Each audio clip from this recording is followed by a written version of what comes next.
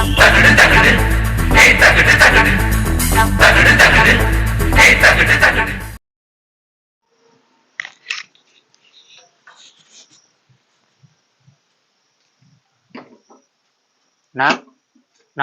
வணக்கம். இங்கதானே அன்பு அப்பார்ட்மெண்ட்ல புதுசா குடி வந்திருக்கேன். ரொம்ப சந்தோஷம். எங்கண்ணா சந்தோஷமா இருக்க விடுறானுங்க. எனக்கு 2 பசங்கண்ணே. ஒருத்தன் வந்து 9th படிக்கிறான். சரி. இன்னொருத்தன் 7th படிக்கிறான். இத படிக்கிறானுங்களோ இல்லையாண்ணே, இந்த புறா வளர்க்கறது, சண்டை கோழி விடுறதுன்ட்டு ரொம்ப ஆர்வமா இருக்கானுங்க. வருமானத்துல பாதி அவனுக்கே செலவாகுதுண்ணே. புள்ளி என்ன அப்படிதான்பா? என்னண்ணா இப்படியான இருக்கணும் பிள்ளைய இந்த காலத்துல? அட நீ வேற, ஏன் கதையை கேளு.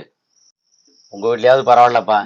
ஏன் வீட்டுல ஸ்கூல் விட்டு வந்தேன்னு வச்சுக்கேன், அந்த செல்லை நோண்டிக்கிட்டே தான் இருக்காங்க. வீடியோ கேமு என்னென்ன வீடியோ இந்த இதெல்லாம் இருக்கு, செல்லுல விளையாட்டு, அதெல்லாம் விளையாண்டுக்கிட்டு வீணா பொழுத போக்கிட்டு தான் இருக்காங்க. எங்கண்ணே நமக்கு பணத்தை கட்டி கஷ்டப்பட்டு படிக்க வைக்கிறோம், இவ்வளவு கஷ்டப்பட்டும் அவனுக்கு படிப்பு வரலங்கிறப்ப ரொம்ப சங்கடமா இருக்குண்ணே. என்ன பண்ண சொல்ற, எல்லா வீட்டு பிள்ளையும் அப்படிதான் இருக்கு.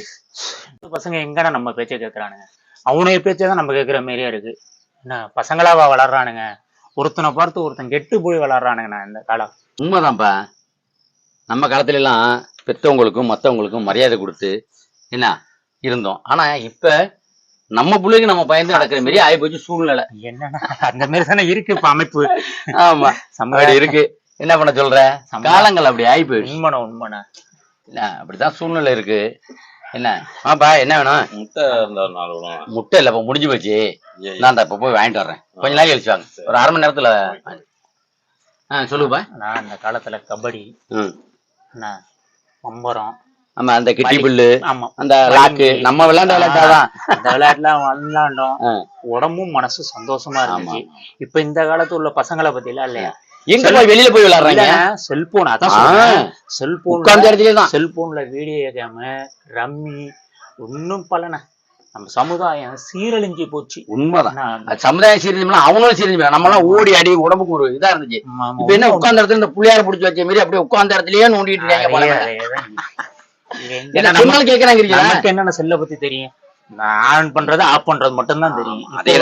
சின்ன பிள்ளைகளுக்கு பாருங்க, பிறந்து அது 2-3 கட்டார் வச்சு இப்படி 2-3 வயசுல நமக்கு தெரியாது கூட அதுகளுக்கு தெரியும். நமக்கு என்ன தெரியுது, வர்ற போனா நம்ம அட்டன் பண்றோம். எனக்கெல்லாம் உண்மையில போனா ஆஃப் பண்ண தெரியும், ஆன் பண்ண தெரியும், வாட்ஸ்அப் தெரியும், அந்த பேஸ்புக் இது மட்டும் தான் நமக்கு தெரியும். மத்தாலும் இந்த சின்ன பிள்ளையாவது இவ்வளவு பாக்குறேன். நான் எங்க இந்த கடையில ஏதாவது போன் வந்து அட்டன் பண்ணேன், உங்களுக்கு வியாபாரம் நேரத்துல ரஜினி அதுக்குள்ளே யாரும் வந்துறாங்க, உங்களுக்கு நேரம் இருக்காது.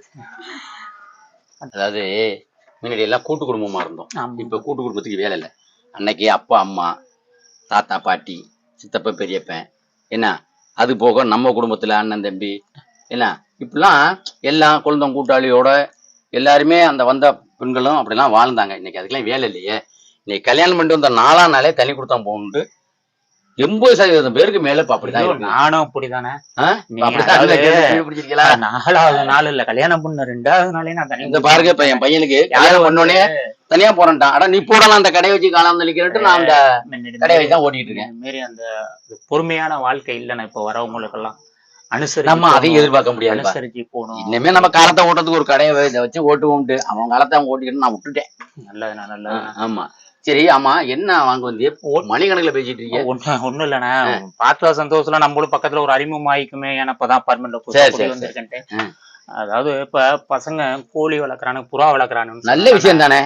என் பையன் அப்படி கூட இல்லையா, நீங்க வேற அப்படியாவது செல்போன்ல எவ்வளவு நான் போட போறீங்க? 250 ரூபா ரீசார்ஜ் பண்ணீங்களானே, இது மாசத்துக்கு 2000 ரூபா 3000 ரூபா. கல்யாணம் பையன் போனதுக்கு மேல பையன் விளையாண்டு இருக்கான்னு சொல்றது என் பேர பிள்ளை இல்லைன்னு சொல்றேன். என் சின்னன் அப்படிதான் பண்ணிக்கிட்டு இருக்கான். அதானே, இப்ப ஒண்ணு இல்லைண்ணே, கல்யாணம் வயசு வர போகுது, ஒரு 6 புறா வளர்க்குற மாதிரி ஒரு பெட்டி வேணுண்ணே. பெட்டியா? ஆமாண்ணே. இப்ப இது வந்து பெட்டி, அது வந்து நீங்க ஆசாரிட்டில சொல்லிலப்ப அங்கெல்லாம் போய் வாங்கணும். ஏன்னா பெட்டி கட்டணும்னா மேல போர்டு வச்சிருக்கீங்க. இப்ப பெட்டி இப்ப அந்த மாதிரி கடைக்கு பெட்டி கடைன்னு சொல்லுவோம். ஏன்னா பெட்டி அடக்கத்துல உள்ள கடைகள், அதனால இந்த கடைக்கு பேரு பெட்டி அளவுக்குள்ள கடைனால பெட்டி கடைன்னு அன்னைய காலத்துல சொல்லி வந்தாங்க. அதை இன்னைக்கும் நடைமுறை கொஞ்சம் பெரிய கடையா இருந்தா கூட பெட்டி கடன் தான் சொல்லி பழையாச்சு. நீ பெட்டி கடனா பெட்டி விக்கிற கடை நினைச்சியா? அப்படிதான் நான் வரேன். இது பலசரக்கு கடையா? அண்ணா அண்ணா அண்ணா அண்ணா ஐயோ 5 வருஷமாச்சுண்ணே இந்த சரக்கு குடிச்சு 1 லிட்டர் எவ்வளவுன்னு சொல்லுங்கண்ணே. ஐயோ தேவையில்லாம நம்ம வந்து இந்த சாராயத்தை குடிச்சு உடம்பும் போச்சு. பலசர கடைனா பல பொருள் விற்கிற கடைக்கு பேரு பலசர கடைன்னு அர்த்தம். நீ பலசர கடைன்னா இது என்ன நினைச்சு நீ பேசுற? என்ன வாங்க வந்த? என்ன புரியாம நீங்க பேசுறீங்க? மேல பெட்டி கடைன்னு எழுதி வச்சிருக்கீங்க, பெட்டியும் இல்லைன்னுங்கிறீங்க. நீங்க தான் பலசரக்கு கடைன்னுங்கிறீங்க, இப்ப பலசரக்கு இல்லைன்னுங்கிறீங்க. ஏய் என்ன ஜாமாங்க வந்தியா இல்ல உங்களுக்கு வந்தியா? என்ன நீங்க சொல்றதானே சொன்ன மரியாதை சொல்றேன். நீங்க என்னடா கேட்க வந்த? என்னடா கேட்க? பெட்டி கடைக்கு பொட்டி கடைக்கு வித்தியாசம் தெரியாம இவங்கெல்லாம் ஜாமாங்க வந்துட்டான். தம்பி இன்னும் கடைக்கு போலப்பா, நான் அந்த போய் வாங்கிட்டு வந்து உங்களுக்கு முட்டை தரேன். சரி நான் கூப்பிடுறேன். சரி.